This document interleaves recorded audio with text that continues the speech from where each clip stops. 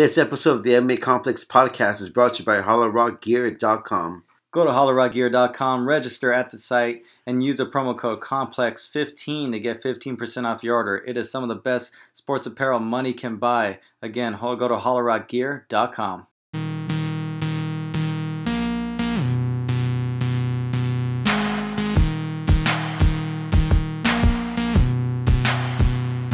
Welcome to another edition of the MMA Complex. My name is James. And my name is Josh. We're coming off a very busy weekend in the world of mixed martial arts. Bellator had its Dynamite card in St. Louis, and Josh and I are going to discuss some of the storylines coming out of that. And on today's show, we have EBI 7 competitor Sergio Hernandez, who'll be competing at EBI 7 on July 16th at the Open Theater in downtown Los Angeles, only on UFC Fight Pass. So I'm going to play for that interview shortly. But first, let's get right into it, Josh.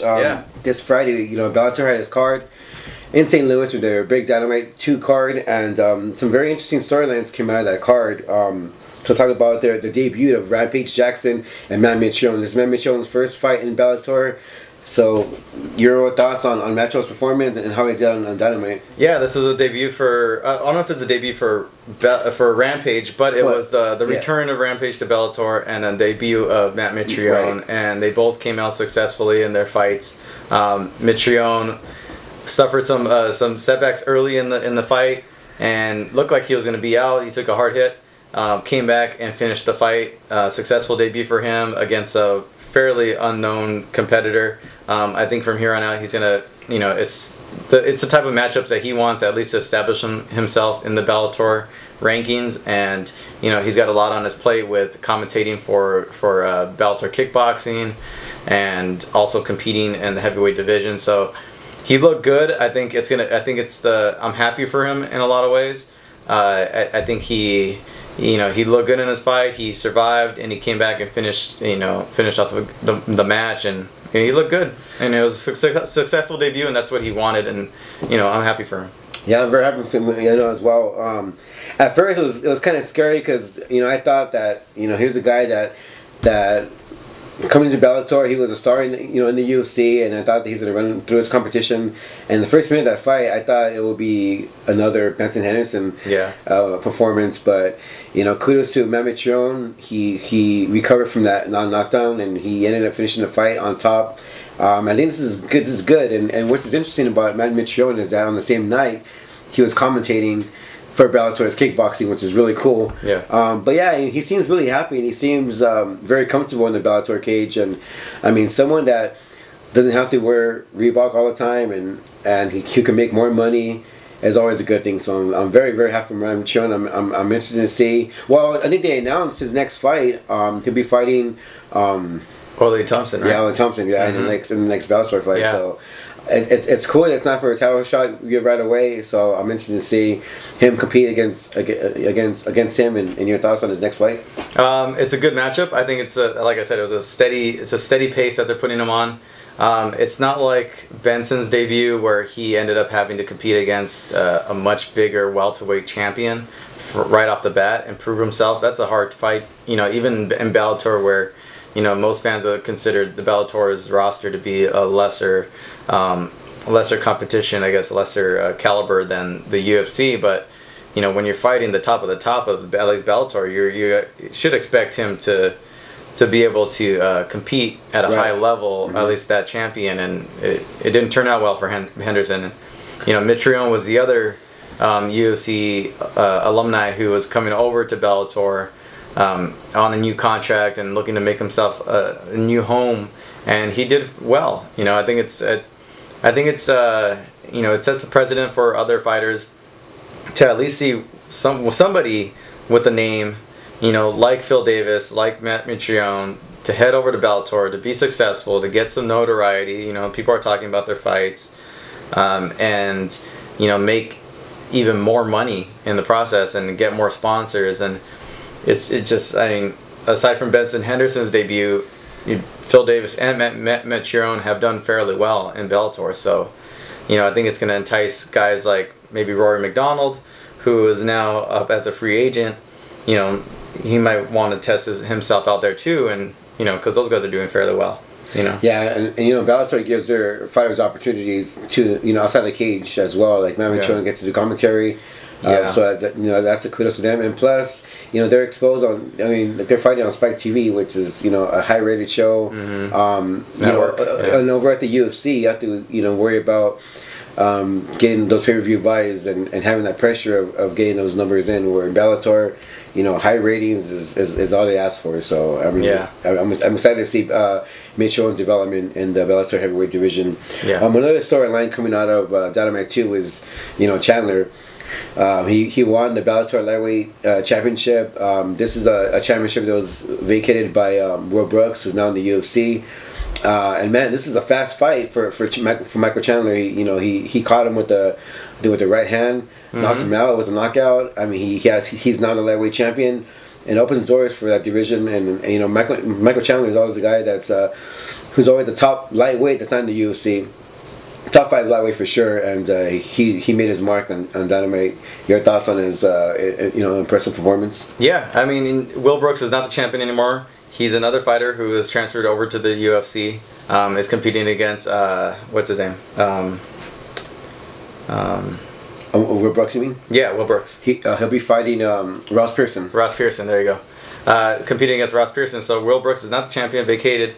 Then you have 2 of the top guys, Michael Chandler and Patricky Pitbull, you know, competing, and Chandler, vicious right hand, put him out cold on his feet, and now he's a new champion. And he's basically with Alvarez out, Will Brooks out, you know, it's Chandler is the next best guy, so he's clear that division. Yeah, it's just you know, he's just taking his place as the champion, as the next best fighter. You know, eventually I feel he could possibly move over to the UFC and test himself, you know, if he's able to defend it a few times. That it was a good performance on his part and a good win. Yeah, I think we'll be seeing more of the Pitbull and Chandler fight. Yeah. You know, probably like a trilogy or whatever. But just based on the roster, the depth of the roster, it's top paper guys thin right now. Yeah. And you know, Michael Chandler is one of the guys that I've always wanted to see in the UFC, because I always felt that he was a top lightweight outside the UFC. So, and we all know the UFC's lightweight division is stacked to the girls. So I'm interested in seeing his development in Bellator, and hopefully one day we're going to see him fight against the best in the UFC lightweight division. Yeah, and then you have Joe Schilling, who competed in the kickboxing portion of the event, or at least in the kickboxing portion of the organization, because they had an event after Dynamite, against Katsu, and did not go well.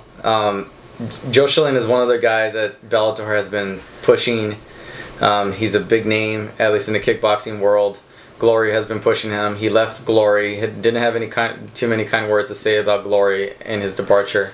This was his next fight after leaving Glory back in March, I think. Yeah. And he hasn't been on a good run. He's been pretty unsuccessful as of late. Either decisions or KO losses. And this was just to lose twice to the same guy by knockout, and 2 unconventional strikes. He had, like, in the first fight, it was an MMA setting. He got knocked out by a Superman punch. And then in the second fight, it was in kickboxing rules in his world, and then he got knocked out by a spinning back fist. So it's just not a good... some guys just have your number, and I think with Katsu and Schilling, it's just he just has his number. Yeah, as we all know, you know, MMA depends on a lot of on mental toughness, and I think once a fighter beats you twice in a knockout, it has something, you know, to a fighter mentally. So I'm hoping it doesn't really crush his confidence.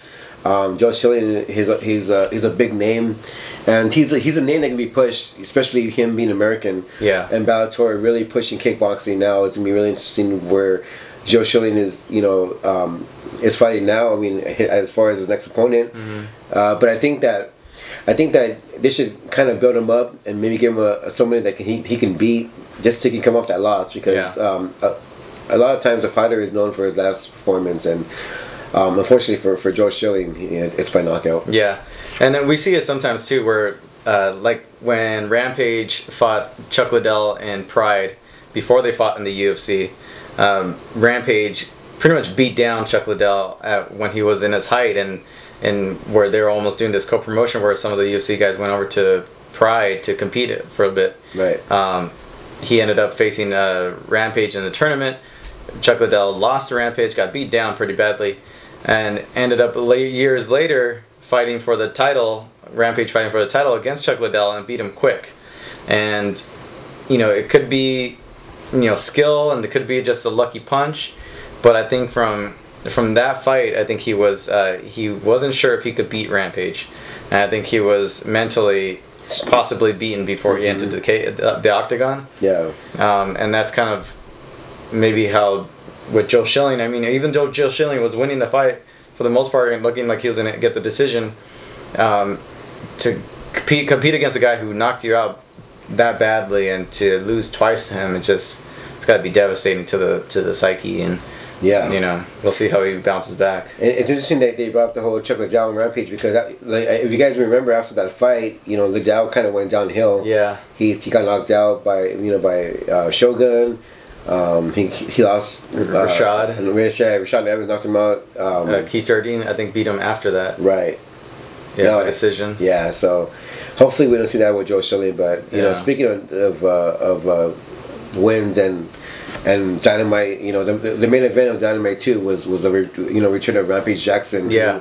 Who fought Ishii, a popular Japanese fighter, but the fight wasn't very exciting. I think the first round, pretty much Ishii was pretty much dancing around Rampage. Rampage, told him to engage.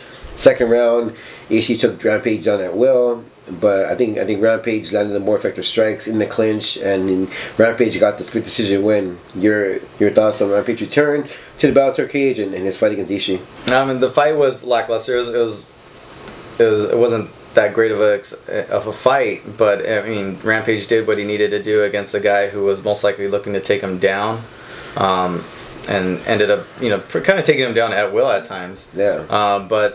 But Rampage's striking allowed him to get the victory in the end, and I mean his overall. I think it's with the whole contract thing, and he ended up getting that freebie fight with Maldonado in the UFC, then forced back to Bellator.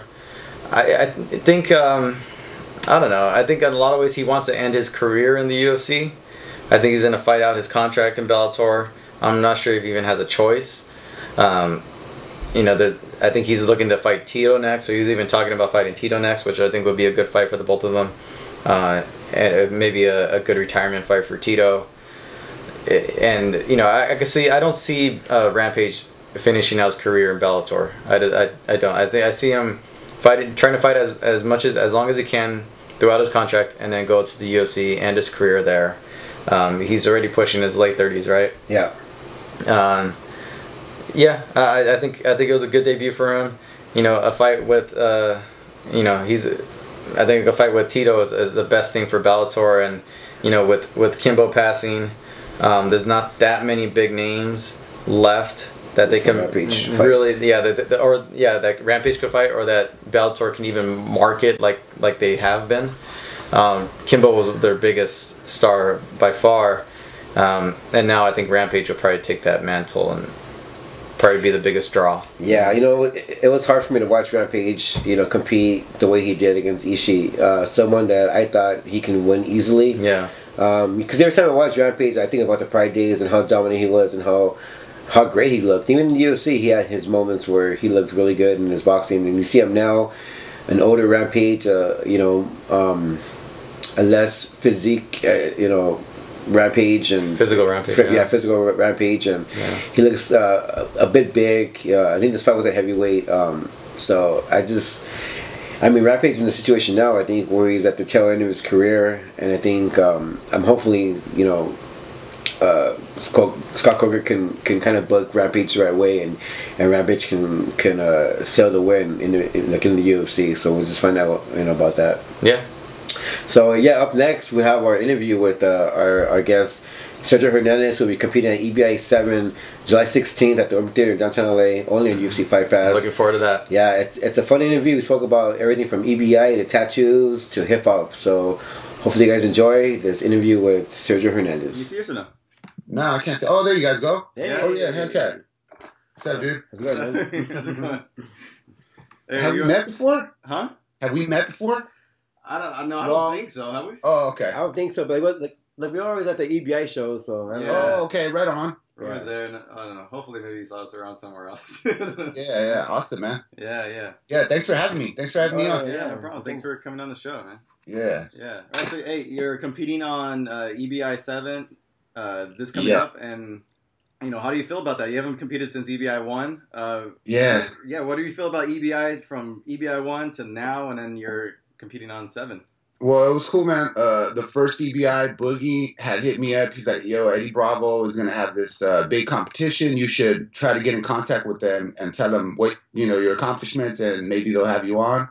And, that was able to work out. And the first match that I had was against Jeff Glover. Yeah. And so he was the favorite to win, you know what I mean? So I was like excited because I don't want to like have three or four fights and then have to fight Jeff Glover. I wanted the champion right off the bat, so I was able to fight him, and I got a lot of like popularity from that match.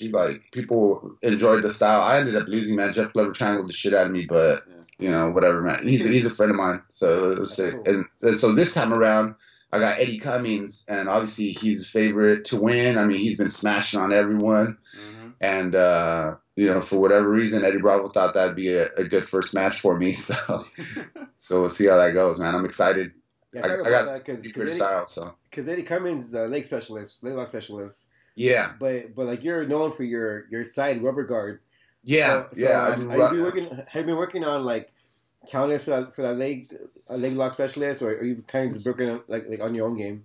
Well, I'm just focused on my own game, but obviously, I'm Barrett Yoshida's student, and all the dudes at the gym have been trying to heel hook me and just attacking the legs. Yeah. And so I'm getting better at defending, and my movements are becoming more natural and just quicker response to someone trying to attack my legs. Yeah.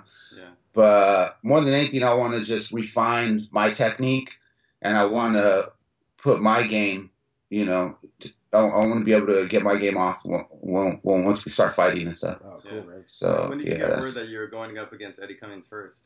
What's that? When did you get word about Eddie Cummings? Like that, he was the first one. Yeah, dude. Eddie Bravo posted something, and then all of a sudden, my Instagram started going fucking crazy, and I was like, "What's going on here?" And then I see Sergio Hernandez versus Eddie Cummings. I was like, "Oh shit, it's gonna be so cool, man!" Yeah, so I'm excited, man.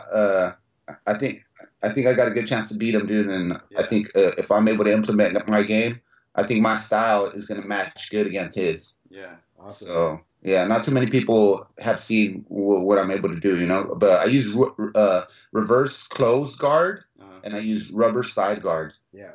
But, I mean, I guess it's just Sergio guard, dude. It's my shit. Yeah, for sure, man. And this is probably going to be the biggest EBI to date, just because it's going to be broadcast on UFC Fight Pass. Are you excited for that? And is that add any extra, like, anxiety?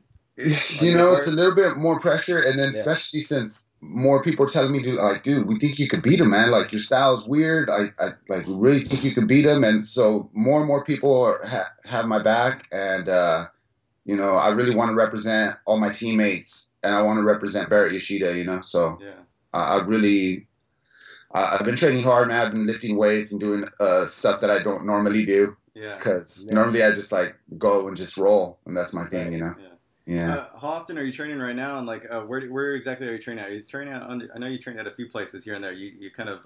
I train at Arena because I started with Barrett at Undisputed, and then he moved to the Arena MMA, which is on Sports Arena Boulevard in San Diego. And so I train with him six days out of the week, and sometimes I do 2 a days, and sometimes whatever. I just been training hard, Yeah. But first aid jiu-jitsu was with Barrett. Okay. Does it depend on competition, how often you train? It depends on if I have gi or no gi. Okay. If I got gi coming up, I start taking more gi classes, and if I got no gi, then I focus a little bit more on the no gi. Okay. Awesome. Yeah. Today I'm gonna go do gi. Okay. And for people that don't know, just tell your story about how you got into the sport of jiu-jitsu. Well, when I was young, my dad trained and managed professional boxers. Okay. And so when I was 12, I had all these amateur boxing fights, and then I stopped doing combat sport. And then when I was like 27 is when I got back into it because I seen UFC and I noticed that all the boxers were all the MMA fighters were like horrible boxers. And I was like, dude, I bet you I'm a pretty good boxer. So I want to have an MMA fight and do some boxing. But I seen Hoist Gracie tapping everyone else. So I was like, dude, I better like learn a little bit of jiu-jitsu. Yeah. And so I started learning jiu-jitsu and I got hooked, dude. I love it, and I've been doing it for 10 years. I started doing jiu-jitsu at 27. Wow, a little older than normal, right? Older than everywhere. I'm probably going to be the second oldest dude there other than Barrett. You look young, man. So. Yeah, thanks, dude. Yeah. So a lot of people think that they're in their, like, 30s and they're like, oh, I'll never be competitive. Like, nah, dude, just keep training, Like, it doesn't matter. I'm 38. I'm about to do EBI. Damn, you look young. You look young, dude. Super young. It's that Latin blood in you. Yeah, that's what it is, bro. We stay young forever. Yeah, I know. Yeah, man. And you also do tattooing. You're also like a pretty accomplished artist, man. I see some of your work. It's awesome, man. Good work, man. Yeah, appreciate it, dude. I've been doing tattoos for like about the same, about 10, 12 years. Yeah. And I make my own schedule. And the owner of the tattoo shop, he loves the fact that I have all these different passions and hobbies, and he like supports it, dude. So it's such a blessing, dude. I have so many good people that have my back, Yeah. So I'm like, it's the middle of the workday, and I'll be like, oh, I'm gonna go do jujitsu, and the owner of the shop's like, cool, man, have fun, dude. And a lot of people don't have that freedom. That freedom, yeah. And so, awesome. Yeah, I'm super blessed, man. I spend time with my kids and do jujitsu. I do tattoos. I try to paint a mural here and there. Yeah. Every once in a while, I put out a rap album. Yeah. I was gonna ask you about that too. Yeah. How many albums do you have out now? You have like over 10. So you have like 13, 14? How many do you have? Yeah, we put out like I was in this group called Living Dead, Living Dead Records, and also Red Lotus Clan is another one, and we put out probably like 20 fucking albums, dude. But I put out solo albums for myself, Okay. Yeah. I've been doing this since I was like 16 years old, so it's been like 20 years of me like just getting on, just saying some shit on the mic, It's like, it's fun. It's just for fun, Yeah. And do you play shows at all or not really? Yeah, I played a couple shows. I haven't been that active with the music and stuff, but for a while I was like really active. We were recording Monday and Wednesday from 8 to midnight every Monday and Wednesday. And we just come together in the studio and just like write the song right there, smoke a bunch of weed and have some beers, and then record. And we'd have 2 songs every Monday and 2 songs every Wednesday for like 3 years. So some of the songs were good, some of them weren't that good. So describe your lyrics, like. Well, I try not to lie. That's basically it. I try not to exaggerate too much. So I just talk about my life, dude. And one of the songs says like, when the dust settles, the grand prize ain't no medal. And that was like a jiu-jitsu reference. Yeah. And then so the whole song, I recorded a video for that song. It's called When the Dust Settles. And then I made the dude that was directing the video to go to the IBJJF tournament with me. And I fought this really tough dude as a brown belt, and I lost my match. And so in the rap video, you see me competing against this dude, and then I lose, and they raise his hand. And then, I don't know, I'm walking around downtown San Diego with an alien next to me, and I don't know, it's like weird stuff. Wow. Who were some of your hip-hop influences? Growing up, I graduated high school in 96, so I'm old as hell, dude. So it was like Wu-Tang Clan. It was like all the New York rappers, like Boot Camp Click, Smith and Wesson, Mobb Deep. And then on the West Coast, it was like Souls of Mischief and like Far Side. And then a lot of like the gangster rap and NWA stuff, like, all of bunch of different rap styles, I was like super nerdy about rap music in the 90s. Yeah. Awesome. I mean, that was one of the biggest times right there. Right. Especially for classic hip hop. And that was me. I mean, I love like traditional tattoos and seeing your tattoo work. It's mostly traditional work. What do you like some of the inspiration as far as artist goes for tattooing? Yeah, so I started tattooing when I was 25, and that is another example of how I got in the game super late, because most people start tattooing when they're like, 17 or 18. Yeah. So I started really late, and I met the dudes from Seven Seas here in San Diego, and they all do traditional style, and that's who I learned to two from. Dan Pryor and my buddy Kaz and Tyler. And they're all like really interesting people and a little bit eccentric, you know, and I don't know, there's just like a big influence to me, dude. So that tattoo shop, we have all hand-painted flash. Wow. Like the whole shop is covered in hand-painted flash. Awesome. And there's not too many tattoo shops like that, you know. Yeah. And so that's like my second home, dude. I'm going to go there after I do jiu-jitsu today and hang out there. Where is it at? Like exactly. It's on 10th Avenue in downtown by Pokey's Mexican restaurant. Okay. I'll go there There's and this. see you, man. You can tattoo me. Say what? I'll go to your shop and you can tattoo me. Yeah, you should come by. Yeah. When was the last time you guys were in San Diego? I'm there often. He's there pretty often. Yeah, I was there a couple weeks ago. I'm going back again for Comic-Con, all that stuff. So I'm always there, dude. I'm always there.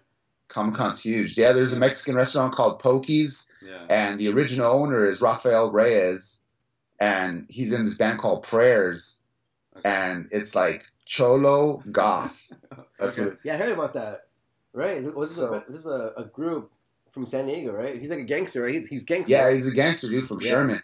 Yeah, I think Sure. Vice did a piece on them, didn't he? Vice did a piece on him. dude. Okay, yeah, we know who you're talking about. Yeah, we know who Yeah, you're so talking he's the original owner of Pokey's. So Oh, cool, nice. man. Yeah, I'll go over there, yeah, man. our tattoo shop's like right next to it. Like I don't know. I've known that dude for a long time, man. And I'm so happy that he's blowing up, dude. That dude's he has like yeah. super fans, man. Yeah. There's people that are like love that guy, man. Like he does a show and it sells out, you know. Yeah, I saw the Vice special. That was Yeah, pretty same cool. here. I have some space left over, man, so he can hook me up. Yeah. Let me do that elbow spot right there. Yeah. Oh yeah, right here, man. And do you guys focus more on MMA or jiu-jitsu as far as like Everything, man. podcasts? Kickboxing, jiu-jitsu. Yeah, for all this of show, it. we talk to everybody. We talk to jiu-jitsu practitioners. We talk to kickboxers, kickboxers. MMA, UFC, Yeah. Bellator. Yeah, Really? we've Yeah, had, sick. we had pretty much everybody, man. From Mark Yeah. Hunt to Rico Verhoeven to you to you. Oh, Yeah. yeah. I was gonna say, dude, what do you guys think about the old Pride rules? How it was one 10-minute round Yeah. and then one 5-minute round. I think that's what it should be now. I think That's the way it should be. Yeah. Because everyone's fighting to win the round. Yeah. They get the takedown. Yeah. Don't do no ground and pound or just a little bit of ground and pound, knowing they're not going to finish. They just want to score the points so they could win the round. Like it's some bullshit, dude. Yeah. the 10-point must system is it's pretty much it's messing up MMA. I think, in my opinion. Yeah. I wouldn't be opposed to them bringing back those red cards or those yellow cards. For people Yeah, that for stall. stalling. Yeah. Because UFC owns Pride, right? Yeah. Yeah. They should Yeah. just steal all of the whole gig, dude, and turn Yeah, they UFC should. into Pride, They man. should, Because Yeah. Yeah. Are you a big it fan makes of MMA? fights so boring. Do you watch a lot of MMA? Yeah. Not as much as I used to, but just because of that, because like the point system, I'm like, dude, I don't even want to deal with it, man. Like, Yeah. when was the last one? Like when Diaz fought Anderson Silva, for Yeah. instance, Yeah. or when George St. Pierre fought Hendricks. Yeah. Like George St. Pierre, they beat the shit out of that guy, Yeah. and he still won Yeah. because he got some takedowns. Yeah. Like it's still a fight, you know. It's still a fight, dude. If you look like you got your ass beat, then it looks like you lost the fight, man. You know, like Yeah. Speaking of point system, the all submission movement is gaining a lot of traction. Mhm. It's probably the most popular as far as jiu-jitsu is really popular now because of submission movement. And your thoughts on the whole movement itself? it's super exciting, dude. Because I started to get really just like not being into jiu-jitsu anymore, just because I would train hard. I'd go to an IBJJF tournament, which is like what people consider like how you're able to see who the best guys are. Yeah. And I'd lose by an advantage, and then I would lose because the guy would stall or he would play the edge of the mat, and as soon as I start doing something, he would fall off the mat. Yeah. It just, I felt like there was no honor. There was no honor in those wins, you know? And I felt like I was wasting hundreds of dollars on some bullshit, and I was almost going to stop doing jiu-jitsu. And then EBI happened, and then there's all these other tournaments going down, and Yeah, the great and it's like keeps my competitive spirit, you know what I mean? Yeah. That's awesome. And I was about to quit and just do jiu-jitsu like once a week, and just like, fuck it, I'm over this, dude. You know, but seeing all these tournaments gets me super motivated to keep competing. Yeah. I just did the Fight to Win. Mhm. There's this other tournament called Fight to Win, and it's 10 minutes, and then after the 10 minutes, it's 3 judges, and there's no points. They just kind of decide who they think won. Oh, And I think that's even better. I think that's like, I think that's great, you know, instead of like, well, yeah, instead of like, sometimes if there's a weird overtime, I think that the slight thing that I disagree with EBI is that some people, they just want the win. They don't care about the money. And they'll stall for 10 minutes and then get to the overtime because they've been training for weeks from the spider, from the spider web, or they've been training for weeks to have good back control. Yeah. And that goes against the spirit of what the tournament's supposed to be. You know? That's interesting. Yeah. How do you like the overtime rules in EBI?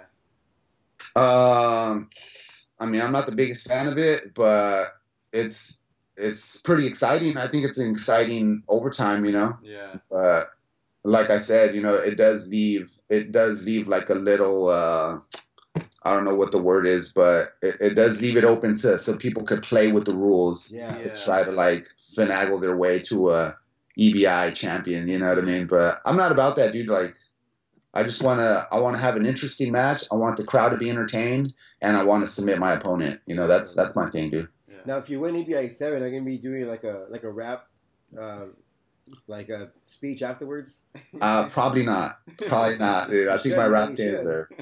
Maybe. I gotta write something. I'm not good at freestyling, dude. But if I beat Eddie Cummings, if I submit Eddie Cummings, I'm probably just gonna leave the theater and not even do my other matches and then retire. You submitted the champ. I submitted the champ, dude. I'm gonna retire and never do jiu-jitsu again, and just maybe do a seminar once in a while. What a fun that is. Yeah. Is there anybody else on the bracket that you have your eye on that you know and that you competed against?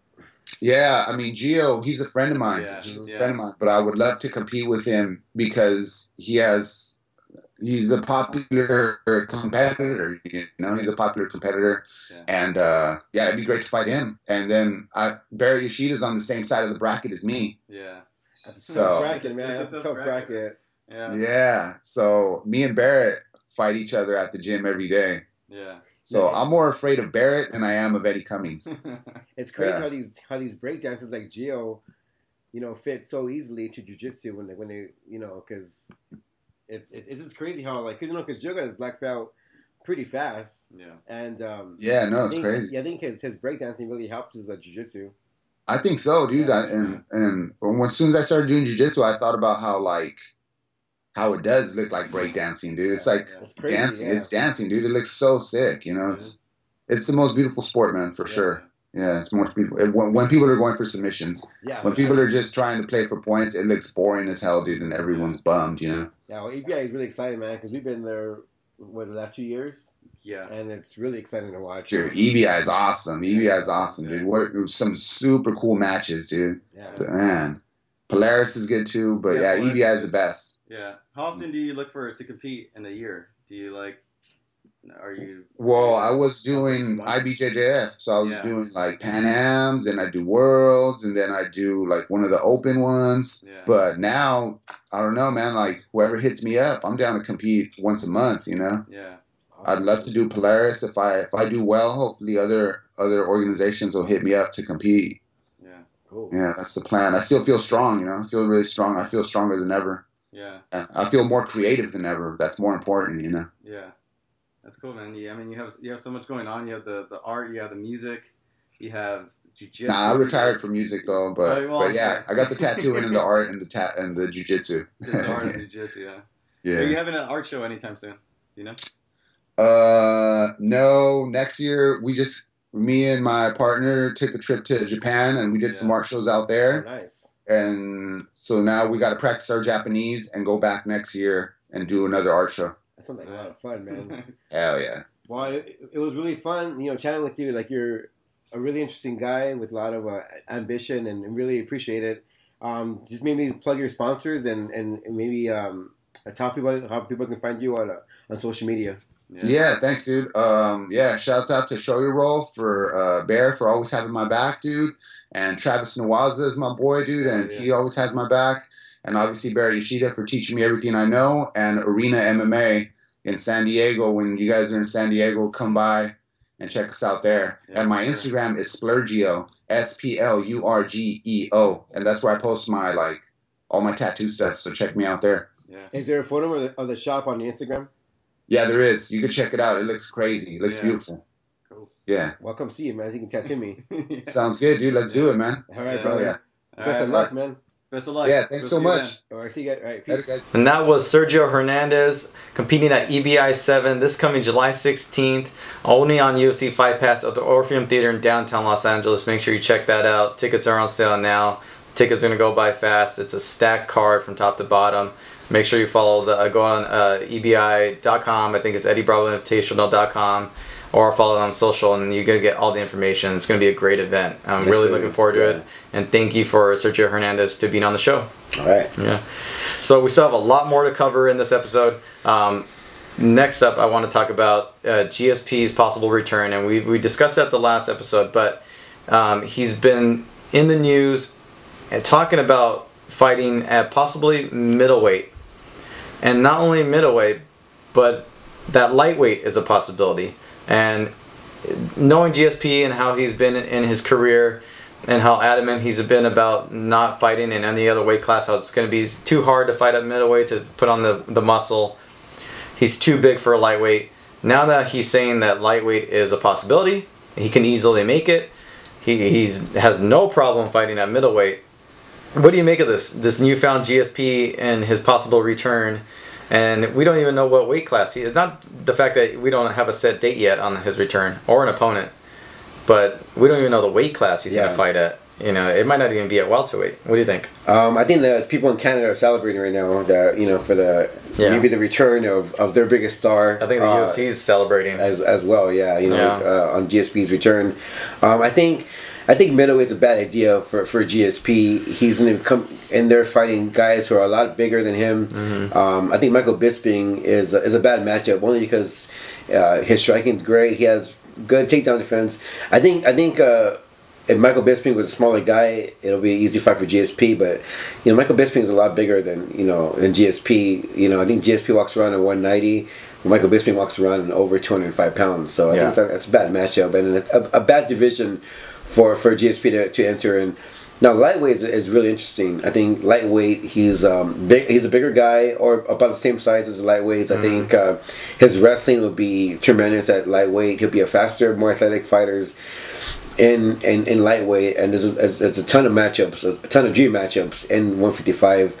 So I think I'm hoping if he does come back, he'll come back at 155 and not 185. Yeah, I don't see him having too much trouble in any of the weight classes, really. I think when you get to the really, really top, I think if he fights against a Luke Rockhold or a Chris Weidman or even a Jacare, I take that back. I think he's going to have a little bit of trouble because it's not like he was ever a small welterweight. He was always a bigger welterweight, maybe not in stature and height, but in size. He was always pretty athletic and pretty solid of a person.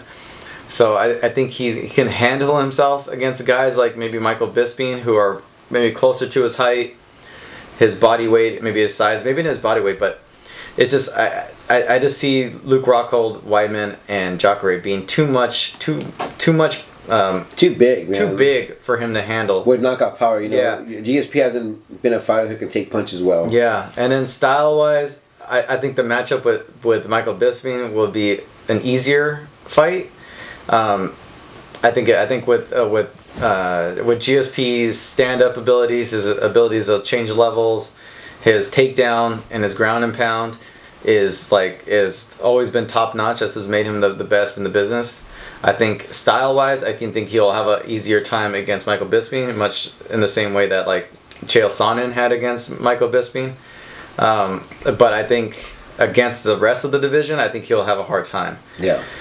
If we go to welterweight, I think he'll obviously have an easier time muscling those guys around because he'll be a lot bigger. I'm not even sure if he's able to make that weight. I don't see how that's really possible for him. He's a bad matchup for a lot of people at 170. Yeah, and at 170, I think it's his home. It's perfect for him. It's his perfect weight class. I think style-wise, him against the top of the division, they're almost perfect for him. They're all majority strikers, aside from maybe Tyron Woodley.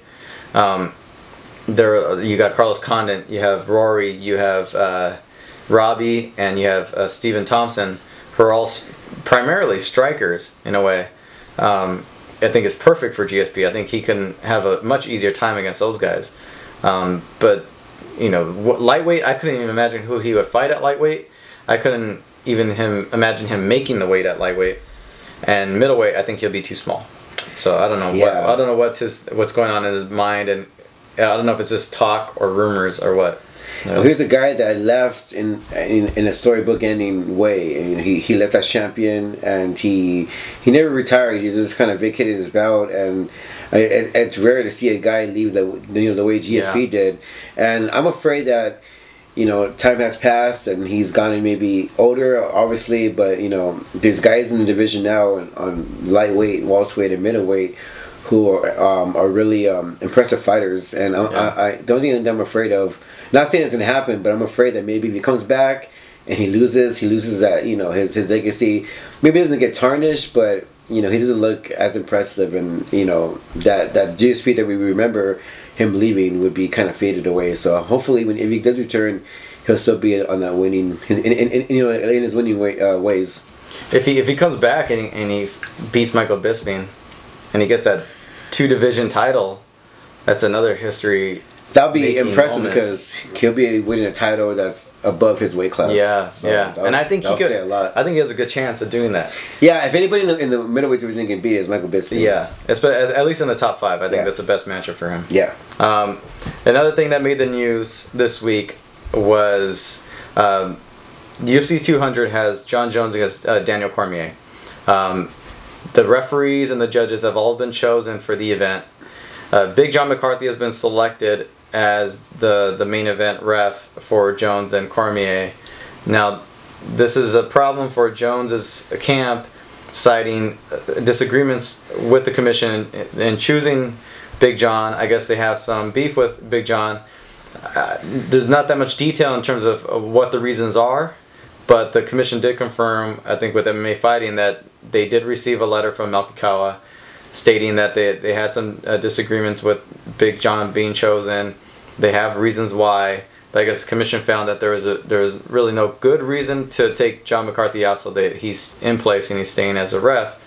There's a couple. I mean, you can speculate on what the reasons might be, but I think we are in agreement in terms of it. Most likely is Big John's criticism of John Jones's use of maybe his hand placement and certain the style of John Jones and how he likes to fight is an issue with Big John. I believe. I mean, you think so too. Yeah, I totally agree. I think it's a kind of awkward for McCarthy, knowing how they feel about him and him have to referee.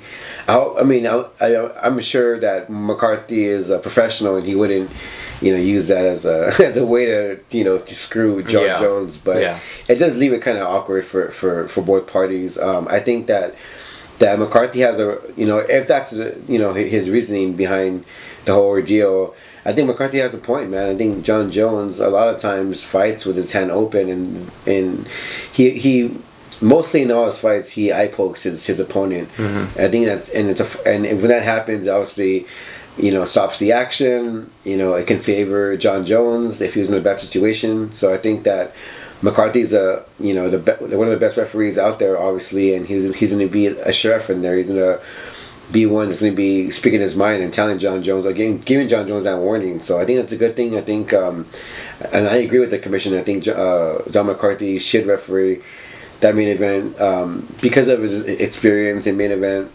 title fights, and because he has really control in the cage. Yeah, and Cormier actually did this to John in their first fight, I believe, right? Didn't he go to the commission and say that that he had an issue with, I don't know, maybe either a ref or... I believe so, yeah. Was it something? You have fighters, I don't know, I can't, off the top of my head, I can't remember what the reasons were, but you do have fighters that sometimes go to the commission to request certain things, like to have Clay Guida's hair braided instead of letting it be long. I think there was a fighter that went out and went to the commission to have Clay Guida braid his hair. I complained about Roy Nelson's beard. Yeah, Roy Nelson's beard being too long. So you do have in some cases where fighters go to the commission to request certain things of the other fighter, or maybe officials. But I think with officials, we've only really seen it a couple of times, and it's normally yeah, and it's normally in big fights, I think, and main eventers that are able to move their weight around, and hopefully that the commission, answers and at least responds to their request. I don't think we see it that often. I think it's I wouldn't say it's dangerous, but it's not. I don't know if it's a good thing where fighters can just go and pick and choose and complain to the commission. Oh, I don't want that ref, right? Or that guy should cut his hair, or that guy should trim his beard, or it's kind of nitpicking. It's nitpicking. It doesn't look good. I can see why you want every advantage, and I can see why Jones may not want Big John in there, just because he is very critical of his style. But I think it's just it sets a bad precedent for other fighters, to where they might feel that they can go to the commission and just complain about everything. Oh, I don't want that judge, or I don't like that ref, or I don't like that cornerman. Yeah, I think there's one example where I think Frank Mir or Brock Lesnar complained about Mazzagatti, and that's one referee that has probably been the most complaints after is Mazzagatti. And we haven't seen Mazzagatti referee a UFC event in a very long time. I haven't seen him that much. So I mean, there's some cases where it's like where it's legit. Well, not legit, but what's the word I'm looking for? Where it's warranted, or it's justified. Called for, it's justified. Yeah. So and that's one of them. Yeah. But I agree with the commission. So who's got to see what happens. Yeah. And another thing, our next topic here. I'm sure everybody got to see Fedor's fight by now at EFN, I believe, EFN 50, I believe that's the organization. A very controversial win by Fedor Emelianenko. For the most part, all the fans were disappointed in what they had to see. Yeah. But not Dana White. Dana White has gone on the record saying that, he praises Fedor's chin, that he expects the deal to still kind of go through, and hopefully Fedor fights in the UFC at some point in the near future. Basically, Dana saying that, that fight might not have been that great, but we're still going to sign him because people want to see him. What do you think? Do people still want to see Fedor? How do you feel? Do you still want to see Fedor? And who do you think he might match up well against? I think people are obsessed. I mean, his fan base is unbelievable. His fan base is probably one of the lowest. They're very loyal to him, and I think people want to see him compete. I think Dana White knew in the back of his head or in his heart that he did lose that fight. Fedor did lose that fight, but to me, that was a clear indication that he will be in the UFC. I mean, why would Dana White say that, otherwise? And he wants Fedor to sign. I think he said that because he wants Fedor to pretty much come to the UFC. Now, I mean, at first I was all for Fedor coming to the UFC, just to see him compete in the octagon would be great, and seeing him finally compete against against the best. But at this point, I think. I don't think he'll do well in the UFC. I just rather him just not compete at all. Yeah. And just, or if he wants to compete, I mean, I'm not wanting to tell a fighter to stop fighting, but I'd rather just see him, look good and then retire instead of going to UFC and kind of damaging his legacy even more by possibly getting knocked out by bigger guys. Yeah. It's going to be tough. It's going to be tough because I can see why... He's definitely earned that legendary status. I mean, up until his losses in Strikeforce when he started losing, he was on a 10-year win streak or whatever, right? Yeah. Yeah, and he was knocking something out... crazy like that. Yeah, and he was knocking out the best guys in the world, so I don't know why people still want to dispute, Dana White would criticize him not being the best in heavyweight in the world, and I think at that time he definitely was. He was knocking some of the best guys out who were later on became UFC champions. Even former UFC champions, he knocked them out. Andrei Arlovsky and Tim Sylvia. Right after their successful runs in the UFC. Right. So his legendary status is one of the best heavyweights of all time, and you could probably put him in the top of some of the at least top 10 of the best fighters of all time. I think it's definitely warranted. I don't think anybody should really even disagree with that. He's just based on his resume alone. I still want to see him compete.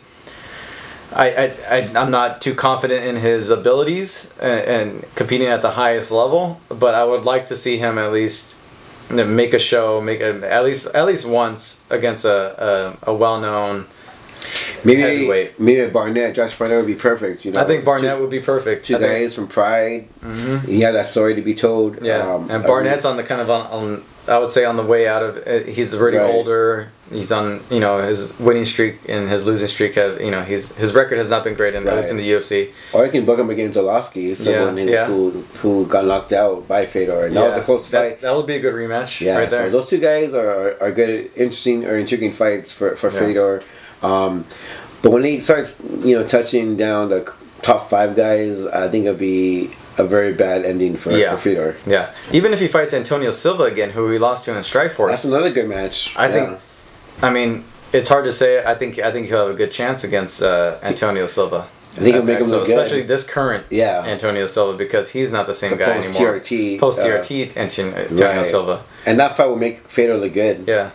Considering he wins. Yeah. Even if he rematches Dan Henderson again, you got to take into account that these losses that he had in Strikeforce were against TRT Dan Henderson, TRT, Bigfoot Silva, and not taking away that he didn't get beat or he probably wouldn't have, lost anyway, but you should factor that into it, Both of those guys post TRT are not the same fighters anymore, and Fedor, that evens the playing field for Fedor, I think.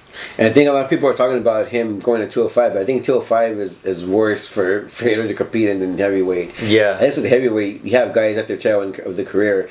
With 205, would be fighting beasts. So I think he should stay at heavyweight, although he has a smaller heavyweight. I think he has a better chance of winning at the heavyweight division rather than the UFC's 205 stacked division. Yeah, I think so too. So I'm excited for it. I think it will happen.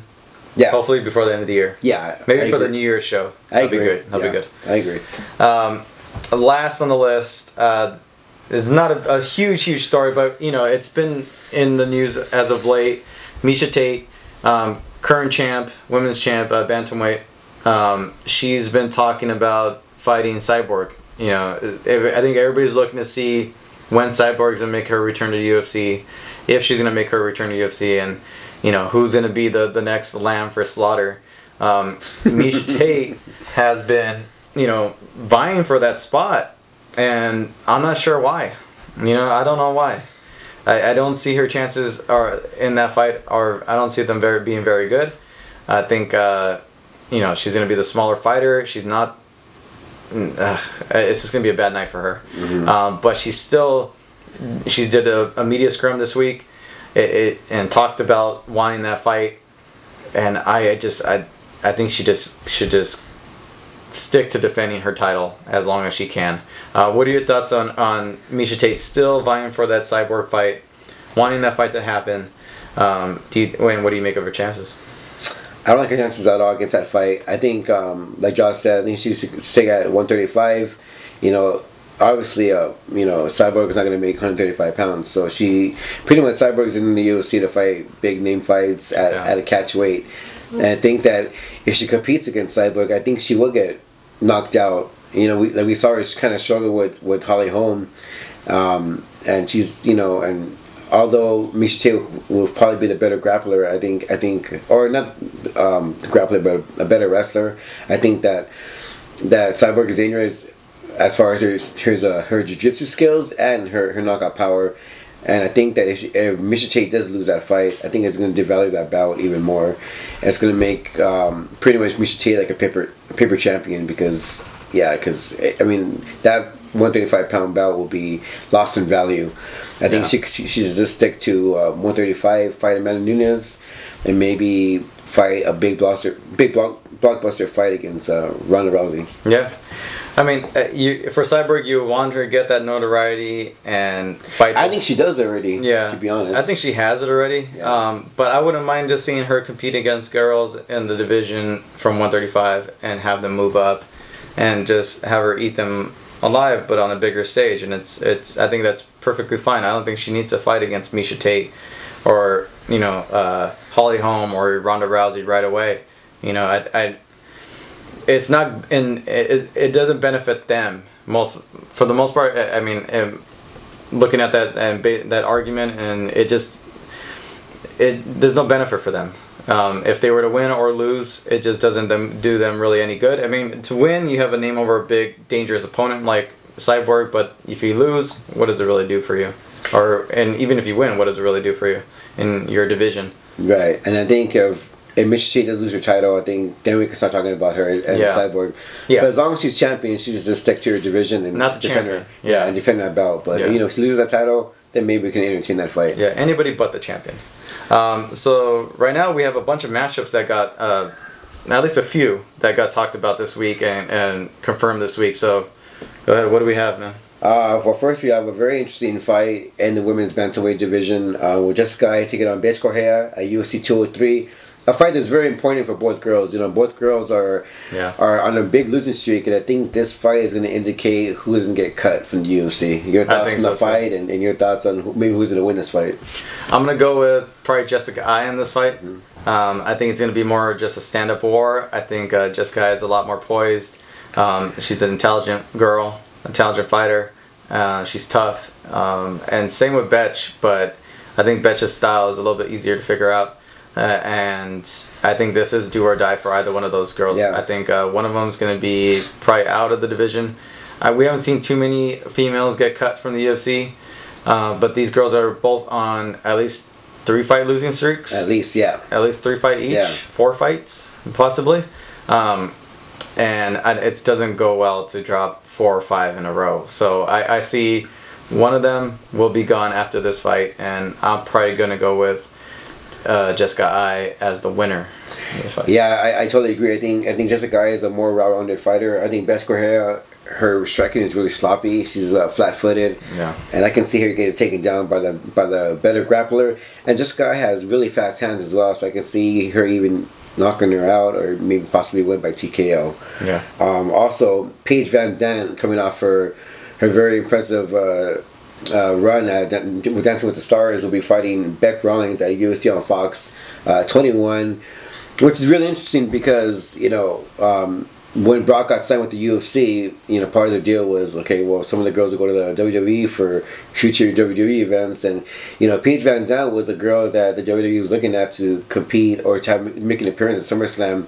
Now that she's booked with Bec Rawlings, that SummerSlam appearance is out of the out the window. So I think it's interesting to see. Vince is pretty upset about it.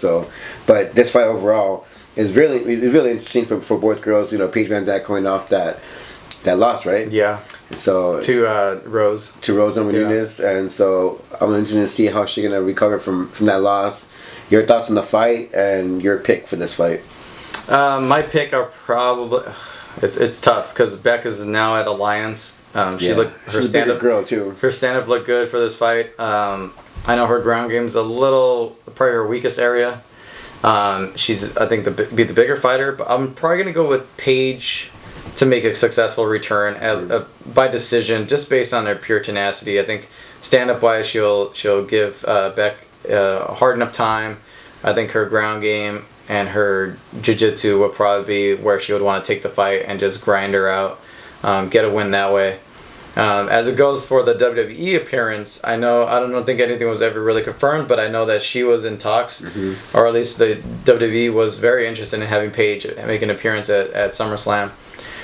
I think she could probably still make an appearance, but she doesn't need to compete. But you think she could still make an appearance and set up something for the future? She can, probably go there and set up like a storyline, maybe cut a promo. Maybe hit someone with a chair. Yeah, maybe I think she could do something like that. Yeah, take a break, take a day or a weekend out of her training, and go and slam a chair on somebody's face. I think that'd be good. Sounds like fun. Yeah, I think with the WWE appearance, because I think a lot of fans have been speculating that because Brock was allowed to come over to the UFC, that it's in exchange for a couple of WWE people, and I know that they're very interested in the women's division, especially in Paige. And I think it could still happen. I would like to see it still happen. That almost a co-promotion thing going on with them. I like a very optimistic Josh. Yeah. That's good. That'll be fun to see. So, I'm in this fight, I'm going to go with Paige. In this fight I agree. Yeah, I totally agree, man. Because although Beck Rollins is a better striker, I think what an area where Paige Van Zandt shines is her grappling, and so I can see her, taking her down, and she's really good at transitions and scrambles. So it'll be a hard fought fight for Paige Van Zandt, but I think that loss did something for her in a good way, and I can see her coming back strong. Yeah. And we're finally going to see CM Punk in the UFC. Here's a guy that had a lot of momentum coming, into the UFC after that WWE release, and people were really excited. Fans were excited as far as pro wrestling fans. Fighters weren't very excited.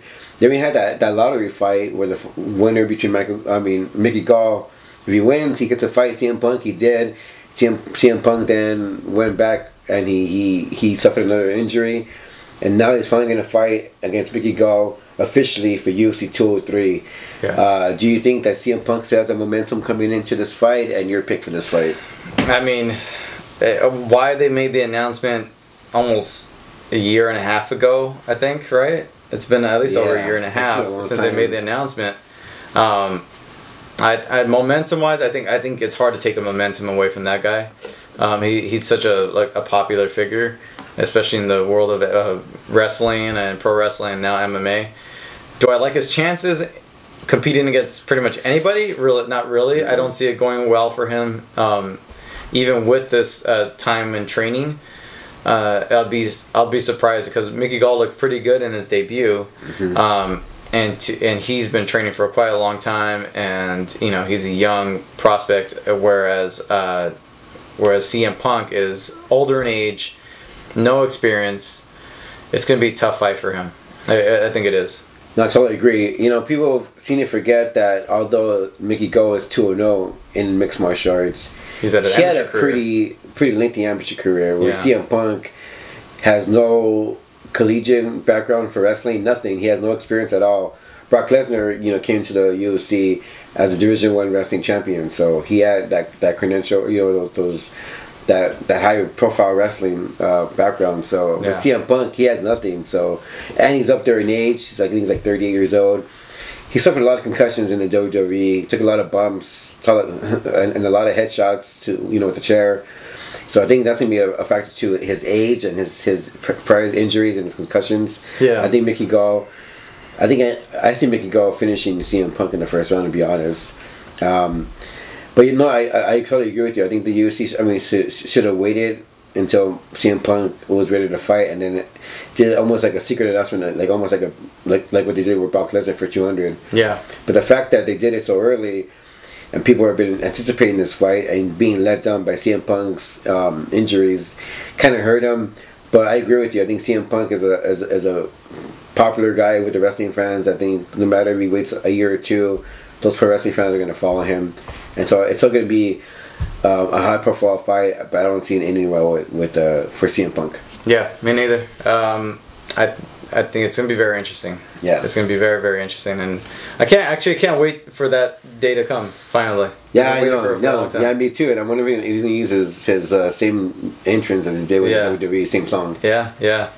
And I don't think any chair shots really going to prepare him for what's gonna happen inside the octagon. So it's going to be very, very interesting. I hope he just had to climb out of the cage or exit the cage, trying to win the fight. They should have a money in the bank fight. Yeah, right. Winner gets a title shot. Winner gets a title shot. But that's the matchups. Yeah, that was it, man. Yeah, that's the matchups for the week. This coming week we have a couple of events. You have Legacy 57. You have Aguilar versus Kelly. That's on Access TV. Make sure you catch that. It's on Access. I believe it's on Friday. Also, you have 1FC's 44 Dynasty of Champions. That's only on online pay-per-view. So go to their website. You catch a stream and you can pay for it there. That's, I believe, Thursday night, early Friday morning. I don't know what the time difference, but that'll be in China, I believe. So catch that. Legacy 57 and 1FC 44. That's all this weekend. It's going to be a good night. Quiet weekend. Couple good fights. So, but good break. It's going to be a good break. It's going to be a good break. And break. Yeah, and we want to thank all you guys for tuning into this episode. Make sure you follow us on social media. MMA Complex Josh on Twitter. go to themmacomplex.com and the MMA Complex on Instagram. Yep, and don't forget to subscribe to our YouTube channel and spread the word.